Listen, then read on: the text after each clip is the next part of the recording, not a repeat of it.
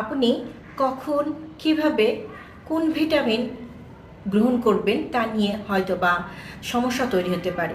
আমাদের বয়স অনুযায়ী অনেক সময় আমাদের কিছু কিছু ভিটামিন সাপ্লিমেন্টারি নিতে হয়ে থাকে। সেক্ষেত্রে বয়স বৃদ্ধি পাওয়ার সাথে সাথে বিশেষ করে 40 বছরের পর থেকে কম বেশি সবারই এই ধরনের মাল্টিভিটামিনগুলো প্রয়োজন হয়ে পড়ে। এই ভিটামিনগুলো যখন আমরা গ্রহণ করব সেটা অবশ্যই কিছু সতর্কতা অবলম্বন করতে হবে। যে কোন ভিটামিন কখন খাচ্ছেন, কিভাবে খাচ্ছেন, কতটুকু পরিমাণে নিচ্ছেন সেটা অবশ্যই একজন পুষ্টিবিদ বা চিকিৎসকের শরণাপন্ন হয়ে চিকিৎসা করে পরীক্ষা নির্ণয় করে আপনি তা নেবেন। এরপরে আপনি যে ভিটামিনগুলো নিচ্ছেন, আমাদের শরীরে ভিটামিন এ, ডি, কে, ই এগুলো ফ্যাট সলেবল ভিটামিন।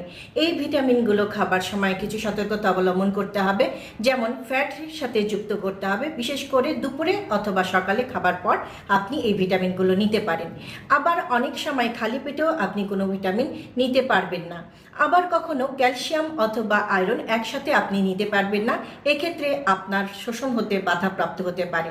তাই ভিটামিন গ্রহণ করার সময় আপনি কখন কোন ভিটামিন কিভাবে খাচ্ছেন এবং কতটুকু পরিমাণে খাচ্ছেন তাই অবশ্যই সতর্কতা অবলম্বন করা উচিত।